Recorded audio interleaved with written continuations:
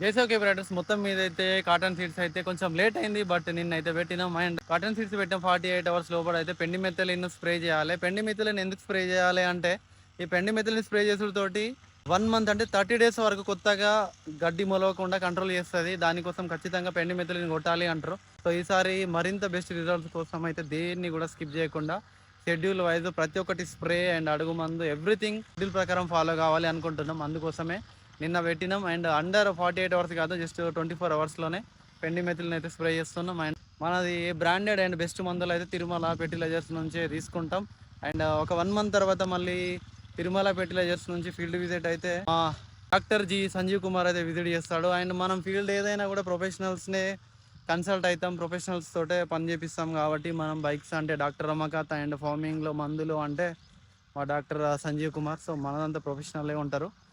So ఇది పెండి methylene bottle and ఇట్లా ఉంటుంది. అండ్ పెండి మెథిలిన్ కొట్టడానికి రీజన్ అది. సో 30 days వరకు అయితే కలుపును కంట్రోల్ చేస్తుంది. ఆ తర్వాత మనము ఒకసారి వన్స్ డౌరా కానీ కొట్టినాము అంటే దాని మీద ఇది ఇప్పుడు ఎట్లా అంటే ఒక పొరలాగా పనిచేస్తుంది 1 month వరకు.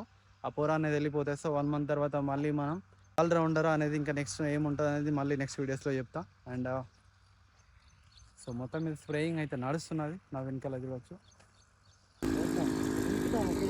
గన్ పంప్లో మాత్రం ఖచ్చితంగా వాటర్ పోసేటోళ్ళే దమ్మున్న వాళ్ళు ఉండాలి, ఎందుకంటే దెబ్బకే నీళ్ళు అయిపోతూనే ఉంటాయి.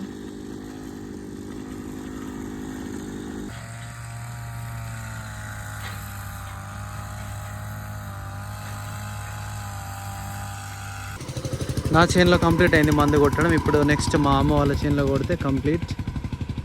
నా చేనులో అయితే సక్సెస్ఫుల్గా స్ప్రే చేసి కంప్లీట్ చేసినాం. ఇప్పుడు మా అమ్మ వాళ్ళ చేనుకి వచ్చినాం. అండ్ ఇది కూడా జస్ట్ ఒక 1 acre ల్యాండ్ ఉంటుంది. దాన్ని కూడా ఫాస్ట్ ఒక 1/2 hourలో కొట్టేసి కథం go to home. Already rain రావడానికి అవుతుంది, చినుకులు కూడా పడుతున్నాయి.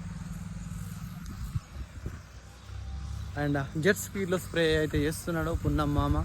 అండ్ అంతే స్పీడ్లో వాటర్ తీసుకెళ్తున్నారు వినోద్ బ్రో అండ్ నరేష్ మామ. అండ్ మాకు కెన్యా బ్యాచ్ని దించడానికి ఇంకా టైం ఉన్నది. ఇంత బిగినింగ్లోనే ఇంటర్నేషనల్ పీపుల్స్ని దించొద్దని ఇంకా దించాలి, కానీ అప్కమింగ్ స్ప్రేలల్లో కెన్యా బ్యాచ్ కూడా దిగుతుంది.